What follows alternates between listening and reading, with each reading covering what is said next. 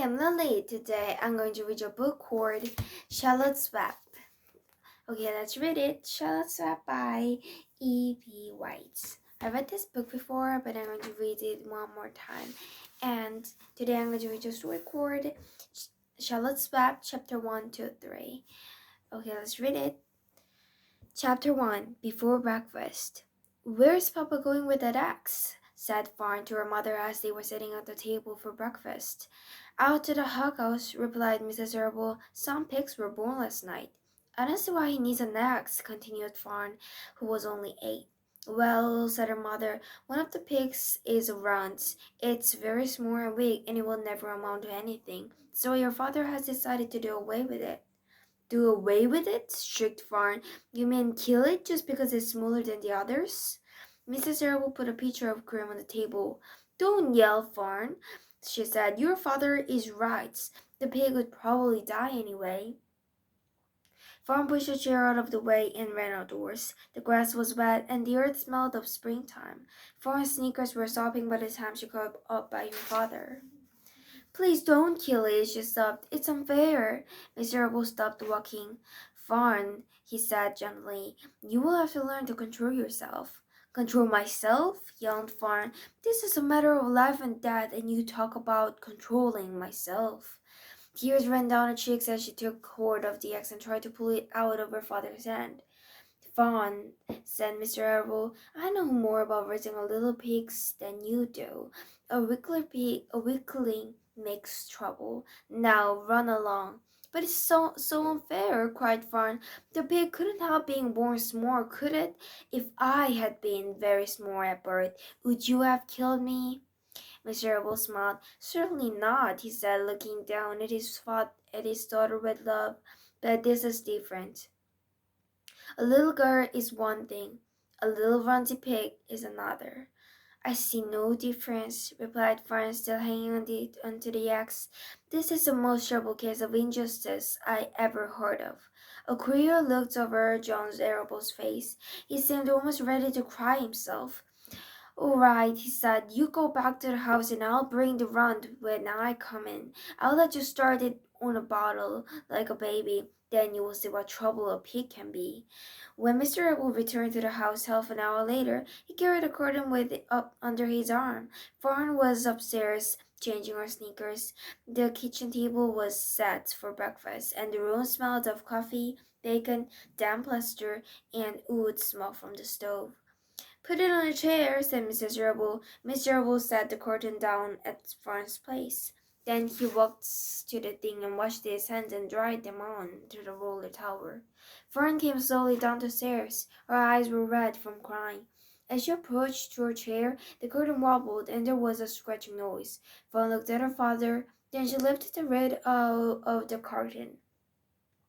There, inside, looking up at her, was a newborn pig. It was a white one. The morning light shone through its ears, turning them pink. He is yours, said Miserable, saved from an untimely death, and may the good Lord forgive me for this foolishness. Fern couldn't take her eyes off at the tiny pig. Oh, she whispered, oh, look at him. He's absolutely perfect. She closed.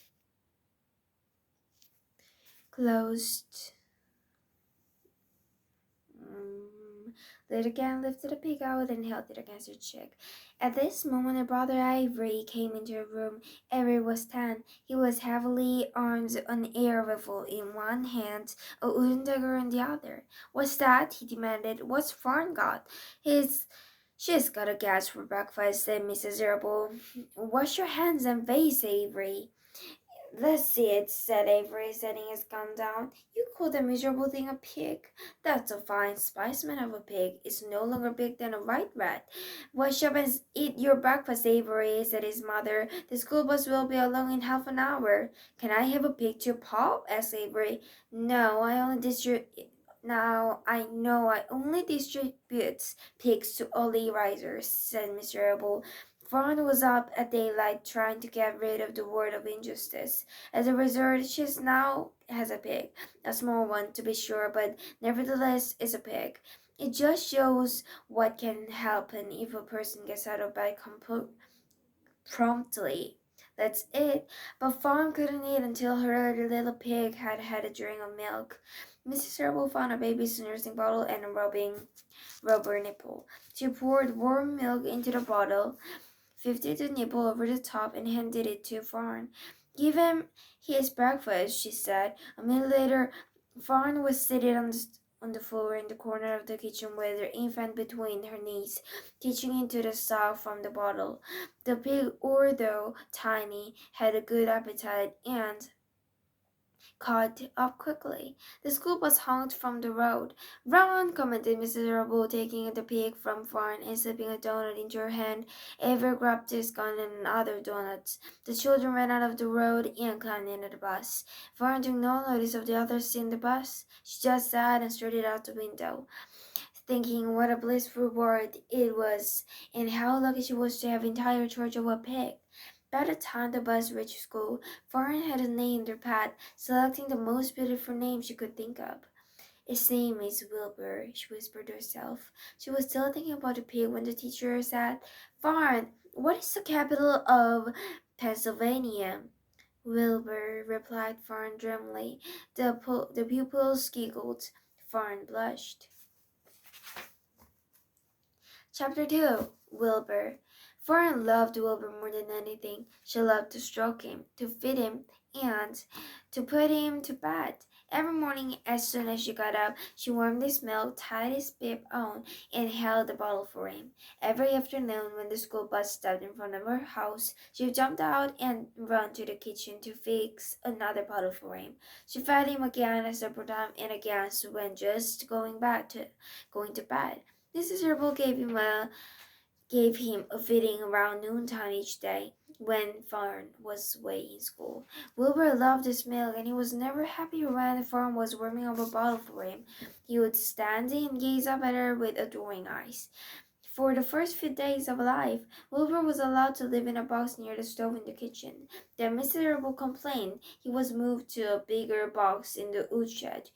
At 2 weeks of age, he was moved outdoors. It was apple blossom time, and the days were getting warmer. Mr. Will fixed a small yard specially for Wilbur under the apple tree, and gave him a large wooden box full of straw with a doorway cut it into so he could walk into it and out as he pleased. "Wouldn't it be cool tonight?" asked Fawn. "No," said her father. "You watch and see what it does." Carrying a bottle of milk, Fawn sat down under the apple tree inside the yard. Wilbur ran to her, and she held the bottle for him while he sucked. Then she had finished the last drop. He grunted, and walked sleepily into the box. Fawn peered through the door. Wilbur was poking the straw with his snout. In a short time, he had dug a tunnel in the straw. So he crawled into the tunnel and disappeared from sight, completely covered with straw. Fawn was enchanted. It relieved her mind to know that her baby would sleep covered up and stay warm.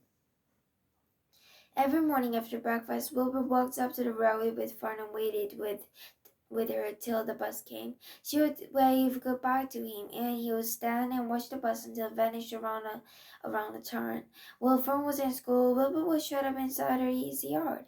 But as soon as she got home in the afternoon, she would take him out, and he would follow her around the place. If she went into the house, Wilbur went too, and she went upstairs. Wilbur would wait at the bottom step until she came home. She came down again. If she took her door on a walk in the door carriage, Wilbur followed along. Sometimes on these journeys, Wilbur would get tired, and Verna would pick him up and put him on the carriage alongside the door. He liked this, and if he was tired, he would close his eyes and go to sleep under the door's blanket. He looked cute when his eyes were closed because his lashes were so long. The door would close his eyes too, and Fawn would wheel the carriage very slowly and smoothly so as not to wake her infants. One warm afternoon, Farm and Avery put on a bathing suit and went down to the brook for a swim. Wilbur tagged along at Farm's heel when she waded into the brook, Wilbur waded with her. He found the water quite cold, too cold for his liking. So while the children swam and played and splashed water at each other, Wilbur amused himself in the mud along the edge of the brook. Mr. Abel said he was now big enough to sail and would have to be soared. Fern broke down and wept, but her father was firm about it. Wilbur's appetite had increased. He was beginning to seek scraps of food in addition to milk. Mr. Arable was not willing to provide for him any longer. He had already soared Wilbur's 10 brothers and sisters. "He's got to go, Fern," she said. "You have had your fun raising a baby pig, but Wilbur is not a baby anymore, and he has got to be stored." "Call up the Zuckerman," suggested Mrs. Arable to Fawn. "Your Uncle Homer sometimes raises a pig, and if Wilbur goes there to live, you can walk down the road and visit him as often as you like."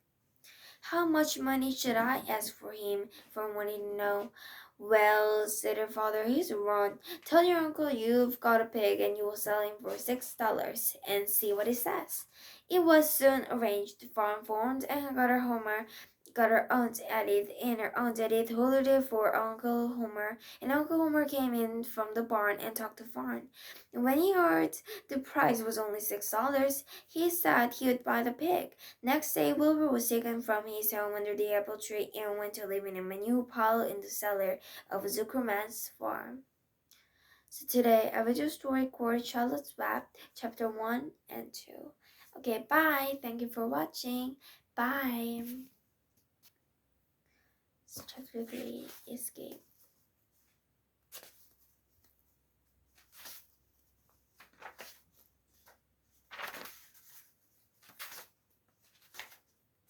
Chapter 3 is a little bit long, so I'm going to read you next time. Bye.